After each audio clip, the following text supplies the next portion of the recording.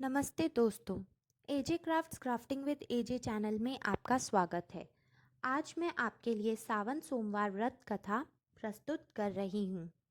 एक समय की बात है, किसी नगर में एक साहूकार रहता था। उसके घर में धन की कोई कमी नहीं थी, लेकिन उसकी कोई संतान नहीं थी। इस कारण वह बहुत दुखी था। पुत्र प्राप्ति के लिए वह प्रत्येक सोमवार व्रत रखता था और पूरी श्रद्धा के साथ शिव मंदिर जाकर भगवान शिव और पार्वती जी की पूजा करता था। उसकी भक्ति देखकर एक दिन माँ पार्वती प्रसन्न हो गईं और भगवान शिव से उस साहूकार की मनोकामना पूर्ण करने का आग्रह किया। पार्वती जी की इच्छा सुनकर भगवान शिव ने कहा कि हे पार्वती, इस संसार में हर प्राणी को उसके कर्मों का फल मिलता है और जिसके भाग्य में जो हो उसे भोगना ही पड़ता है। लेकिन पार्वती जी ने साहूकार की भक्ति का मान रखने के लिए उसकी मनोकामना पूर्ण करने की इच्छा जताई। माता पार्वती के आग्रह पर शिवजी ने साहूकार को पुत्र प्राप्ति का वरदान तो दिया, लेकिन साथ ही यह भी कहा कि उसके बालक की आयु केवल 12 वर्ष होगी। माता पार्वती और भगवान शिव की बातचीत को साहूकार सुन रहा था। उसे ना तो इस बात की खुशी थी और ना ही दुख। वह पहले की भांति शिवजी की पूजा करता रहा। कुछ समय के बाद साहूकार के घर एक पुत्र का जन्म हुआ। जब वह बालक 11 वर्ष का हुआ तो उसे पढ़ने के लिए काशी जी भेज दिया गया। साहूकार ने पुत्र के मामा को बुलाकर उसे बहुत सारा धन दिया और कहा कि तुम इस बालक को काशी विद्या प्राप्ति के लिए ले जाओ और मार्ग में यज्ञ कराना। जहाँ भी यज्ञ करवाओ वहाँ ब्राह्मणों को भोजन करवाते और दक्षिणा देते हुए जाना।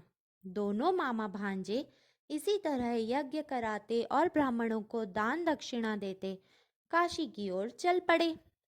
रात में एक नगर था जहाँ नगर के राजा की कन्या का विवाह था, लेकिन जिस राजकुमार के साथ उस कन्या का विवाह होने वाला था वह एक आंख से काना था।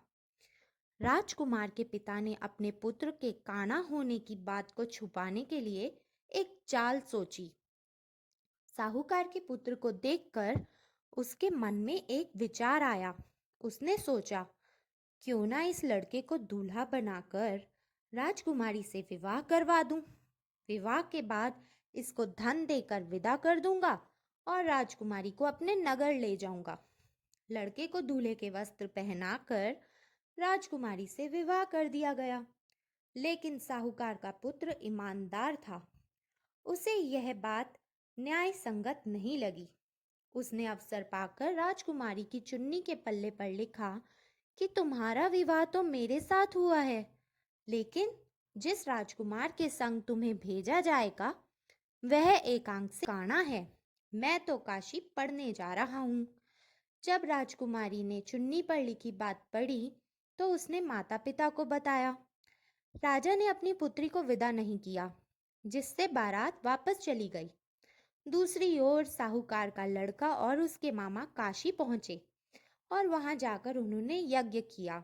जिस दिन लड़के की आयु 12 साल की हुई उसी दिन यज्ञ भी रखा गया था। लड़के ने अपने मामा से कहा कि मेरी तबीयत कुछ ठीक नहीं है। मामा ने कहा कि तुम अंदर जाकर सो जाओ। शिवजी के वरदान के अनुसार कुछ ही देर में उस बालक के प्राण निकल गए। मृत भांजे को देख उसके मामा ने विलाप शुरू किया। संयोगवश उसी समय शिवजी और माता पार्वती उधर से जा रहे थे।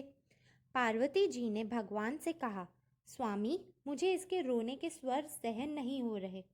आप इस व्यक्ति के कष्ट को अवश्य दूर करें। जब शिवजी मृत बालक के समीप गए तो वह बोले कि यह उसी साहूकार का पुत्र है जिसे मैंने 12 वर्ष की आयु का वरदान दिया था। अब इसकी आयु पूरी हो चुकी है।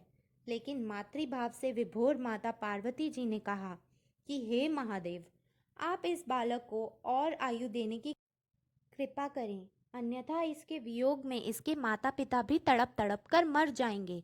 माता पार्वती के आग्रह पर भगवान शिव ने उस लड़के को जीवित होने का वरदान दिया।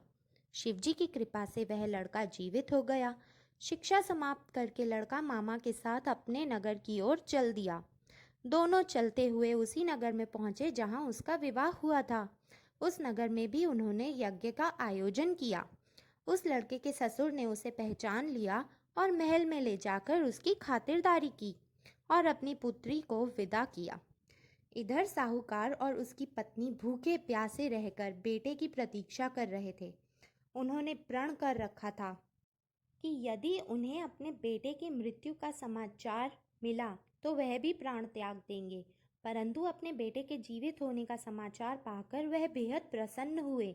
उसी रात भगवान शिव ने व्यापारी के स्वप्न में आकर कहा, हे श्रेष्ठी, मैंने तेरे सोमवार के व्रत करने और व्रत कथा सुनने से प्रसन्न होकर तेरे पुत्र को लंबी आयु प्रदान की है।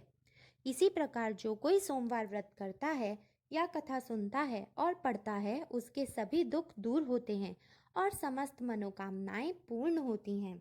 हर हर महादेव। भगवान शिव जी की कृपा से आप सभी के सभी मनोकामनाएं पूर्ण हो। आई होप आपको यह वीडियो और ये ड्राइंग अच्छी लगी होगी। आप अपने विचार नीचे दिए गए कमेंट बॉक्स में ज़रूर बताएं। Thank you so much for watching. Keep crafting with AJ.